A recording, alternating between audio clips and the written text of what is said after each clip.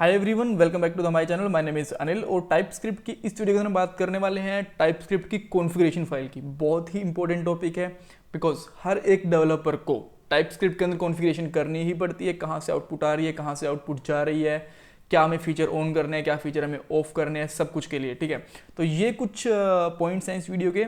सबसे पहले हम देखने वाले हैं कि हम कॉन्फ़िगरेशन फाइल को बना कैसे सकते हैं। उसके बाद हम देखेंगे कि कॉन्फ़िगरेशन फाइल के अंदर हम क्या क्या चीज़ें चेंज कर सकते हैं, और बाद में एक छोटा सा एग्जांपल लेंगे जिसके अंदर हम कॉन्फ़िगरेशन फाइल के अंदर कुछ कॉन्फ़िगरेशन को चेंज करेंगे ताकि आपको अच्छे से सब कुछ समझ में आ जाए।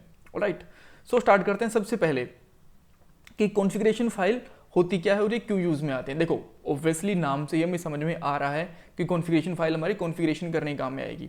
तो हम किस तरीके की कॉन्फ़िगरेशन कर सकते हैं, इसके अंदर हम ये कर सकते हैं कि हमें कौन से फोल्डर के अंदर आउटपुट चाहिए, कौन से फोल्डर से हमें इनपुट चाहिए, कौन से फोल्डर की फाइल्स कन्वर्ट नहीं होनी चाहिए, कौन से फोल्डर की फाइल्स कन्वर्ट होनी चाहिए, और हम ECMAScript का कौन सा वर्जन यूज़ करना चाहते हैं। कन्वर्जन के लिए ECMAScript 3 यूज़ करना चाहते हैं, 5, 7, 20, या फिर ECMAScript नेक्स्ट यूज़ करना चाहते हैं, वो हम यूज़ कर सकते हैं। एक्सपेरिमेंटल फीचर हमको ऑन करने हैं या नहीं करने हैं, वो भी हम यूज़ कर सकते हैं। ठीक है, तो ऐसी बहुत सारी कॉन्फ़िगरेशंस होती हैं, मैं आपको दिखाऊंगा सारी की सारी।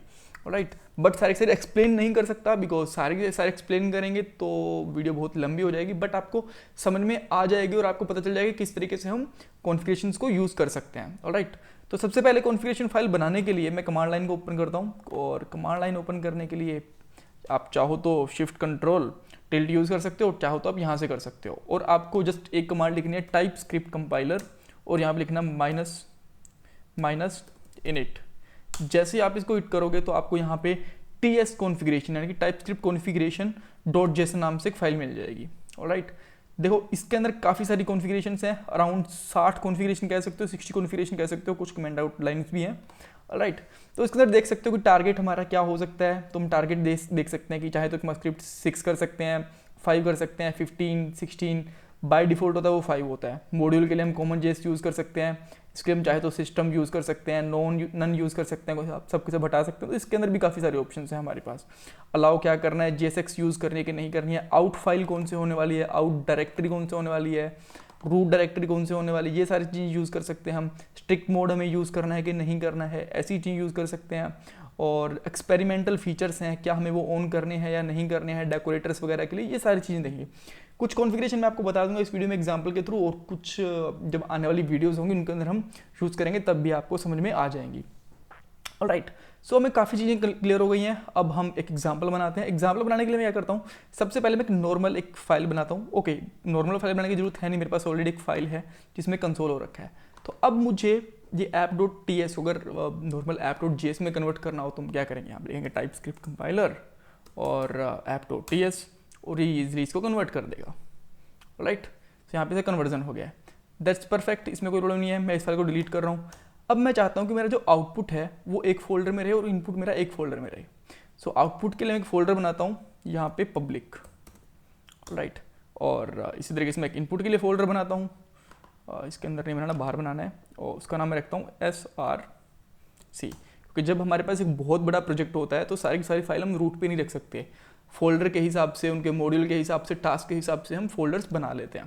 राइट, सो इसके अंदर मैं रखता हूँ app.js, क्योंकि ये मेरी इनिशियल फाइल होगी, और मैं चाहता हूँ कि जो मेरा आउटपुट आए वो पब्लिक वाले फोल्डर के अंदर आए। तो वो किस तरीके से आएगा, अब मैं अगर यूजली इसको कन्वर्ट करने की कोशिश करता हूँ टाइप स्क्रिप्ट कंपाइलर, इसके बाद में SRC और app.ts करता हूँ, तो ये क्या करेगा, ये जो मुझे आउटपुट देगा सेम फोल्डर के अंदर ही देगा। अब मैं इसको उठा के इस फोल्डर में चाहूँ तो रख सकता हूँ, but this is not a right way, क्योंकि हम इस तरीके से प्रोग्रामिंग में काम नहीं करते। अपने आप फाइल जनरेट होनी चाहिए ना, पता नहीं कितनी फाइल बनेगी, हमारे एक फाइल को ऐसे नहीं रख सकते।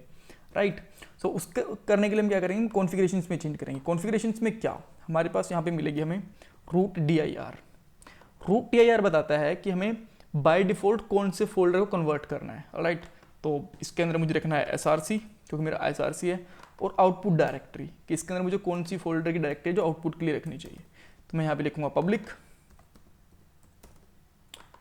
परफेक्ट, सो अब मैं यहाँ से इस पब्लिक वाली JS वाली फाइल को डिलीट कर देता हूँ, और यहाँ पे मैं वापस आता हूँ। और अब मैं जब कन्वर्जन करूँगा ना, तो मुझे यहाँ पे पूरा फोल्डर लिखने की जरूरत नहीं है, मैं लिखूंगा जस्ट टाइप स्क्रिप्ट कंपाइलर, और मैं हिट कर दूंगा।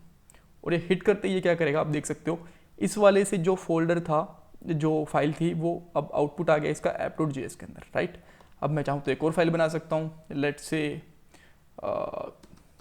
users.ts, और इसके अंदर मैं कंसोल कर सकता हूँ console.won, और इसके अंदर लिख सकता हूँ hello users, राइट। अब मैं फिर से इसको ट्राई करता हूँ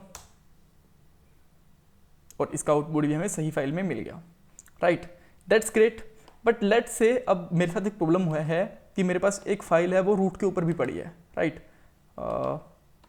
रूट के ऊपर एक फाइल लेते हैं, लेट्स से dummy.ts।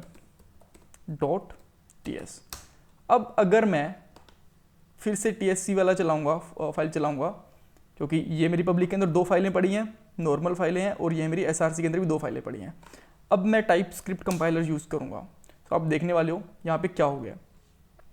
ये वाली फाइल भी, जो डमी वाली फाइल थी, ये भी src वाले फोल्डर से कैसे उठ के आई है कि इसके अंदर सबसे पहले तो एक पब्लिक फोल्डर पड़ा है, उसके अंदर फिर एक src फोल्डर बन गया, इसके अंदर दो फाइलें आ गई हैं, और यहाँ पे एक डमी फोल्डर भी बन गया। तो पूरा स्ट्रक्चर हिल गया हमारा, क्योंकि जो ये ts वाली फाइल थी ये रूट के ऊपर आ गई थी, और रूट के ऊपर हमारे जो टाइप स्क्रिप्ट कंपाइलर था तो समझ में नहीं आया किस तरीके से वो कन्वर्ट करे। तो उसने क्या करा, पूरा ऊपर रूट उठा के कन्वर्ट कर दिया, src वाला फोल्डर अंदर रख दिया और यहाँ पे दो फाइलें रख दी, ठीक है।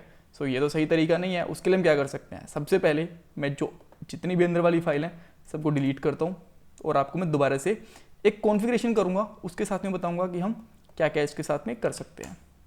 सो ये वाली फाइल भी डिलीट करते हैं, ऑलराइट। अब हम आते हैं टाइप स्क्रिप्ट के अंदर, और इसके अंदर जो आपका यहाँ पे कॉन्फ़िगरेशंस ख़त्म होती हैं, यहाँ पे आपको लिखना है इंक्लूड, और इंक्लूड के अंदर आपको बताना है कि कौन सी फोल्डर आपको इंक्लूड करना है, बाकी सारे फोल्डर आपको एक्सक्लूड कर देने हैं कन्वर्जन से। तो इसके अंदर आप सीधी सी बात है src लिखोगे, ऑलराइट।